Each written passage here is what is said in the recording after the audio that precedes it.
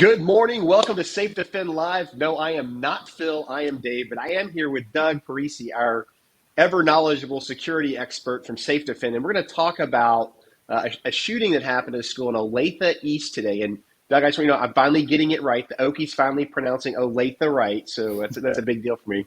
So, Doug, why don't you just dive right into what's going on? Let's talk about things that we saw from your perspective that we could do better. Yeah, so one of the things, just so you understand, this is almost in our backyard. It's about 4 miles away from where our world headquarters are here in Olathe. So what happened here is that the school is doing a very good job of keeping information kind of quiet, which is expected. There is a juvenile involved, or I guess he is an adult, but they're still keeping everything quiet. But what we know is that there was a report of a student with a gun in the classroom. And the school did a phenomenal job because once they had that report, they were able to isolate that student out of the classroom and get him to come down to the principal's office. What exactly happened down there, we don't know, but what we know that at some point the student shot the officer 3 times and I believe shot the assistant principal once. And then the officer was able to return fire and neutralize that suspect or the student that had pulled out the gun. And so those were the only 3 casualties we heard. The officer then got on the radio, advised that he had been hurt, and then information happened there. And then during this situation, one of the things that came out as news was reporting all this was there was a video that was taken by a student of the first responding officer as he came through the front doors. The student was a female, you can tell by her voice, and then she was shooting from the second store down to this balcony, from a balcony down to the front sort of entryway, and there was the double doors. And the officer came through the first initial doors and he couldn't get in, but then he looked to his left, and that's where he was allowed into the administrative section, and that's when things were stabilized at that point. One of the other things that we'll talk about later, but that the officer did advise during the incident that he had applied a tourniquet to his own leg where he had been shot. Well, one of the things that I always find interesting in living in the Midwest with tornado season coming up on us is that, the young lady played the Okie rule, like we like to talk about. There's something bad going on. Don't go to safety. Go get your camera and videotape it so you get it, you capture it for the future. I think one of the things that we first need to talk about is, the importance of global notification for everybody. And when that happens, everybody knows what to do and where to go. Is that a fair statement? A very fair statement. So a lot of the information we're getting here is sort of anecdotal or information that I've gathered. There is no official report that's out yet. So when we get in after action, we'll know more. But I did talk to a parent who has a student at that school, and they said that the teacher received an email telling them not to let students in the classroom. They didn't know, or out of the classroom. They didn't know exactly what was going on. There was a lot of things happening. They eventually got the teacher to tell them what was going on. It was a permanent sub that was the teacher, and they realized they couldn't lock their doors, so the students did a good job by initiating a barricade and making sure that everything was okay. But this was all about 20 minutes after the shooting, so they really didn't even know what was going on. But more importantly is what we have to look at is how this whole thing unfolded. And when you look at the response by the officer, he does the right thing. He advises dispatch. I believe it was 472 was his radio number. He said, 472, I've been shot. Well, the dispatchers generally know people's radio numbers, so they knew that this was an Olathe East school resource officer. So they advised that the incident was happening in Olathe East. The officer then was able to get back on the radio and say that he was in the principal's office and several people had been shot, and he gave that information. And so you've got to understand that all the officers now are in a very amped up sort of high intensity response. They've got their lights and sirens on, so their audible acuity is diminished because they're competing with that. Their focus is on their driving, and they're making sure that they're getting there. So everybody thinks that just because it comes across the radio, it's being heard, and the reality is it's not. So it just depends on what you're doing at the exact moment that information comes out, and that's why it's so important that we have detailed, accurate information that comes out, and that's what SafeDefend is. One of the things we provide is, if an incident like this happens in your school, instead of relying on radios and calling 911 and trying to get on the PA system, we literally can have one staff member put their finger on a device, and within moments, text and emails are going out to police and dispatch. So officers don't have to worry about listening to radio. They can look right down at their phone or their CAD in their car, and they can say, it's the closest entrance to this location is the northeast entrance at Olathe with the address, given the exact location down to the principal's office. And that information can be reviewed at any point between the moment they get notified and the moment they arrive. Now, I think one of the interesting things that you mentioned here is, the radio piece. And if you haven't ever been in a situation that's highly stressful, somebody's being shot, and you're trying to save your teammates or get to your teammates. I don't think you can understand what Doug's talking about how amped up you are. The temporal distortion that happens, it's a real thing. And you lose the ability to do certain things. I think one of the things that we've always talked about at SafeDefend is how do we shorten that time frame, right, from incident to notification with the right information, so we can close the gap and make sure nobody else gets hurt. And the cool thing about SafeDefend and what this does is when you push your finger on that button, a specific text message goes up the room, like Doug said. It immediately goes to the people that need it. The radio call still happens, but people that are in the know that need to be there, emergency responders are on their way already with the address sitting on their screen in their car, because they just have a message that said this room in this building is. They know exactly where to go. While the dispatcher's doing their job trying to round their horses up, they're already moving towards it. I think that's the biggest advantage of systems today. Everybody wants to do things differently. Let's solve it with this solution. Let's solve it with this solution. But none of those solutions give you a specific location in a timely manner. And I can tell you from flying in combat, command and control with troops on the ground and airplanes put them on target, radios screw things up sometimes. We almost made a mistake and dropped on friendlies, but I had one young man that heard a call on the radio that stopped it on the airplane. It's really easy to do. It's really easy to do. And if you're not smart and you can't automate this stuff and make it simple, there's a good chance somebody's going to injure that shouldn't have. It's so true. And what's so important for people to understand about this is that we get what's called a universal response. At this Olathe East High School shooting, there were federal agencies responding. There were state troopers, county sheriff's deputies. There were park rangers. There was every municipality in that area is all responding. They're not all on the same radio frequency, or they're not all able to gather that information at the same time. They just know that there's a shooting, and that the idea is to flush the area with as many resources initially as possible, so that should you need those resources, you can use them. It's easier to dismiss people and tell them to go back in service than it is to try and get them back to that location. So we always flush these areas, and that's important. But that information, if it's a state trooper or something like that, he might not have been on the same frequency. So by the time he gets over, all the pertinent information has been given, and he doesn't know where to go. But that's the type of stuff that our information, we can have that in writing sent out through their CAD and dispatch. But just as important, the staff and the faculty need to know what's going on. And so when we're sending out texts and emails to them, now you have teachers and staff that know exactly what's going on and where the threat is. So if you're 3 hallways away, or if you're, these schools are very large, you could be 100, 200 yards away from the front office. You may choose that, hey, the best option for me to hear, because I'm, say, in the library or in the media center where I really can't barricade very well, we're going to head for the exits, and we can do so safely because we're so far away from the threat that assuming that the threat was notified within seconds, which we know that's what's going to happen, then those people can get out safely. But the other thing, too, is if you're just right around from the corner from that building, that administrative office, you wouldn't want to leave. You would be in danger because that perpetrator might be on top of you. So you would definitely go for the barricade. And so it's so important that accurate information is given to staff and faculty. And so that's what we're looking to do, is that you've got to understand there's no one person that can call 911, protect themselves, and get a PA public address announcement going at the same time, unless they have something like SafeDefend, where all it takes is a fingerprint. So what I hear you saying is that accurate information to teachers across the campus allows for the appropriate response and reduces the chance for somebody to get injured. Is that an accurate statement? Is that what you were trying to say there? Because that's what I heard.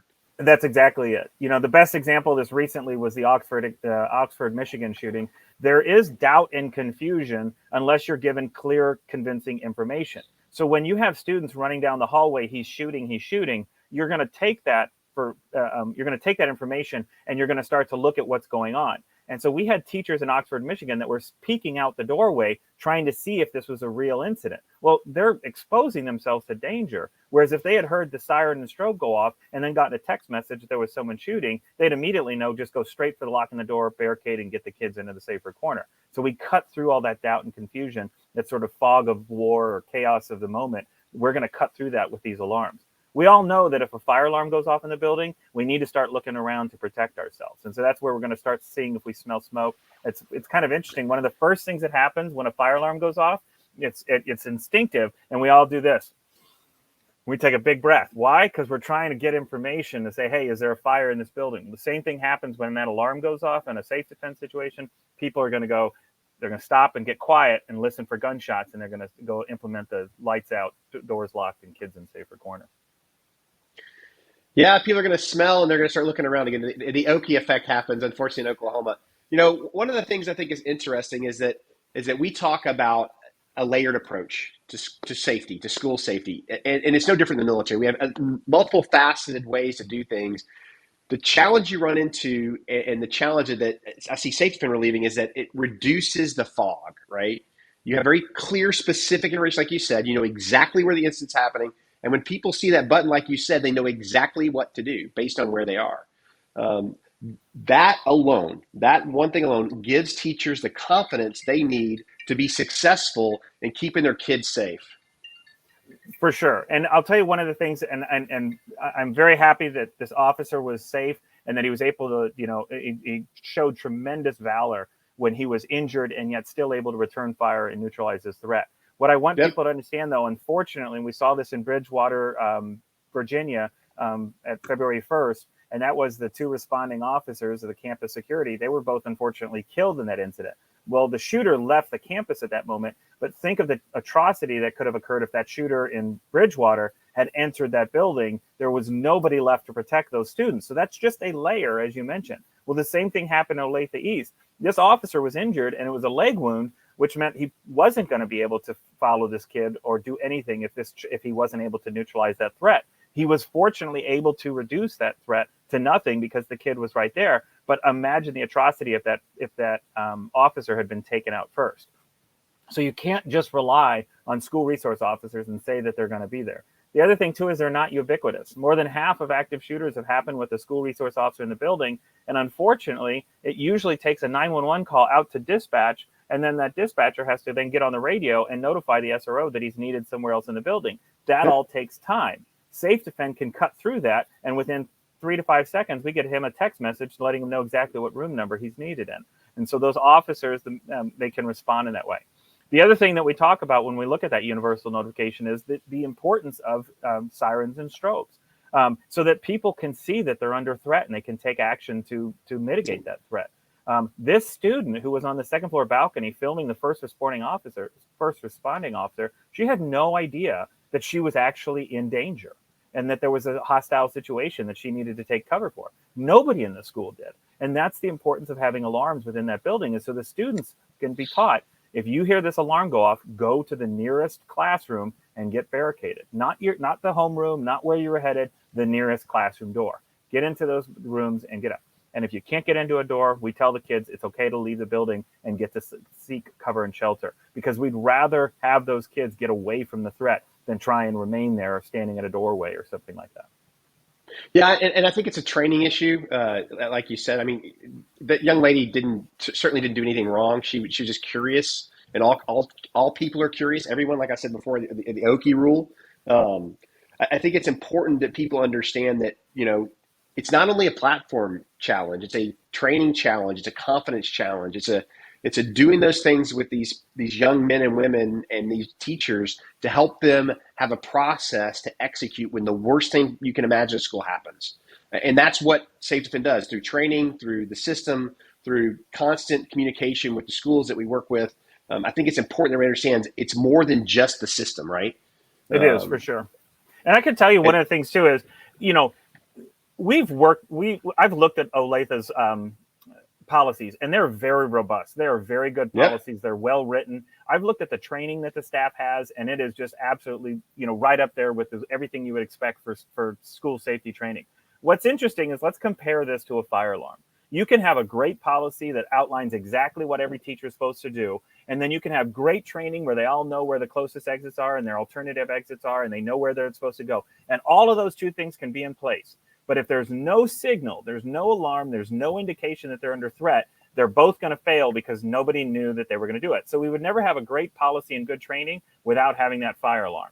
Well, why are we doing the exact same thing with active shooters? When we know we have great policies and great training, except no teacher knows exactly when they're supposed to implement that training. And so that's what we're trying to tell them to do, is we are that extra layer, that communication that cuts through the fog by giving good information, good notification, alerts everybody from responders, building occupants, and the student, faculty, and staff that they need to take action. And then the other thing too that we do is we provide them with response options. And one of the most critical things that happened in this incident was that the officer actually got on the radio because he had been shot in the leg, and he said, "I'm applying a tourniquet to my injury, to his leg." And so we understand the importance of what we call life-extending trauma. That tourniquet isn't going to necessarily save his life, but it's definitely going to extend his life long enough for help to arrive. That's what we need to have in the classrooms. There were several incidents that we saw that we know historically that this kind of proves this point. Unfortunately, one of them is Parkland. 4 students died from extremity wound injuries, meaning an arm or a leg. Those are very treatable wounds in the sense that all you need to do is put a tourniquet on and you can extend the life of that injured person long enough. We saw this in Saugus High School. This was a shooting where a kid ambushed several students in a courtyard, and 2 of those students were able to get into the classroom. And several years before that, there was a push by some students that created an initiative to have first trauma kits in the classrooms. And so the teachers were equipped with the tourniquets and the clotting agents and the wraps they needed to attend to these wounds long enough that help could arrive. And so it's very important that schools understand that trauma kits are something that should be in the classroom. I've dealt with several schools that the nurse has a backpack that they can run around. And I say, well, that's all great, except that the classroom, the entire building's on lockdown, and nobody's going to open their door in that situation. And so you've got to have it decentralized. It's got to be in that classroom, and the teachers have to have the basic training. Tourniquets are very easy to apply. You literally loop them on, pull them tight, and then you just take the rod, cinch it up. It's something anybody can do with a modicum of training. And then we have a little bit more advanced stuff, but it's the things like the clotting agents, the gauze pads with C-lock or with Coban wrap, which is the wrap that just sticks to itself that they use for athletes and sporting events. Yep. But what that does is it applies pressure on the wound so that we can prevent the hemorrhaging, which causes the person to lose their life. I think one of the interesting things you said here is about having the kits in the room, because that is huge. And also, I think we need to look at it as an opportunity to educate our children, right? Because any of this training, if you give the kids the equipment and you give the kids, our young men and women, the training, they may save somebody's life someplace else because of what they learn. Think of the Boy Scouts and Girl Scouts, the training they get, and how many Boy Scouts and Girl Scouts have saved somebody's life because somebody took the time to say, hey, if this happens, this is what you need to do. And it doesn't take a lot of time. I mean, military self-aid and buddy care was a day-long course before you went into combat. And it was an annual refresher, and it was not super complicated. It was like, if these really bad things happen, this is what you do, and then you practice it for one day. And I think that there's a great opportunity for schools to develop great young citizens by offering that throughout all the schools. One day a year, we're going to train to trauma. And that way, if you're in a car wreck or this happens, or God forbid we have an active shooter, this is what we do. And I love the fact that those kits are in the room because it simplifies the process. It makes everything easy for everybody. You have to understand that, and I totally agree with that. And you said it's a day-long course. Trust me, we can do this in 30 minutes or 15 minutes. We train teachers how to just do what's called life-extending trauma. In the idea of what we need you to do is to just put pressure on the wound. But here's what's interesting. I don't just need you to do it. I can have a student do it. You can have maybe a 60 to 80-pound kid who kneels on an adult femoral artery on the inside of the thigh. That's enough pressure to occlude that vein so that you can prevent or occlude the artery to prevent the bleeding out. And so what we have to understand is this is not hard stuff to do. The other thing too is just basic stuff of what we call putting the white stuff on the red stuff, meaning just get some bandage on there to start the clotting process to slow down that bleeding long enough for police to get in, neutralize the threat, and then EMTs to get in there. The thing that people don't always understand is even in an awesome community like Olathe East, it still takes time when you have a mass casualty event. When we look at like Marshall County, Kentucky, the 2 students that died were being life flighted to Nashville. It's like an hour-long helicopter flight. So that's just a lot of time for that person not to get the help they need. But when you have 16 gunshot wounds or 14 gunshot wounds, you overload EMS services, right? The first paramedics there, it's 2 paramedics and 14 victims. The second, now you have 4 paramedics, and so you got to understand that 1, 2, 3. It's going to take 7 ambulances just to get enough paramedics to have 1 per injured party, and then you turn around and say, how do I get those people to the hospital? Well, our hospitals are great, but even the most extensive trauma care, the Trauma One centers and stuff, Yep. they might be able to take 4 or 5 before they're diverting. Well, every time you divert, that means you're pushing them farther down the road. So that's another 15 or 20 minutes they have to drive. So the number of casualties in these things matter. And again, that's why it comes down to the importance of this sort of universal notification. You're not going to be able to reduce all the casualties in this event, but if we can get all those kids into classrooms and prevent them from getting injured, now all of a sudden, if I only have a low number of injuries, then the chances of everybody surviving exponentially increase because I have enough blood, I have enough plasma, I have enough doctors, I have enough nurses, surgeons, ER rooms, ambulances, all of that stuff I have plenty of to deal with the lower casualty count. But if it's a massive casualty count, all of a sudden I overwhelm the services. That is a fact. Well, I want to say how proud I am of Olathe East for their process, and so how proud I am of that SRO, what he did, and that nobody lost their life, and that he took the steps he needed to neutralize the challenge. That's a blessing for the school district and for everybody involved. So I just want to say, great job with what you had to do what you did to keep everybody as safe as you could. So that is an awesome thing. Well, Doug, what else you got for us today? Again, I want to reiterate what you just said. I wish a speedy recovery for everybody involved. As soon as everybody's recovered, then we can start recovering ourselves, where we can start looking at what happened, but also the justice system can take care of its place. But as you just mentioned, it is so fortunate that nobody died in this incident. And what we need to do now is just learn from this and say, hey, what can we do better? We did a very good job, but where are the cracks and what can we hem up and what can we make better? And that's the best thing to do with all these incidents, whether it happens in your backyard or it happens across the country. There's always a lesson to be learned from every one of these incidents. Well, if you're a family member, a school board member, a superintendent, a teacher that wants to know more, reach out to us. You can find our information on www.safedefend.com. And Doug will be happy to talk to you, as well as Rusty and Dan and the rest of the team. Thanks for taking the time to sit here with us today, and let's do everything we can to make our children and their schools as safe as possible. Rock chalk to go Jayhawks.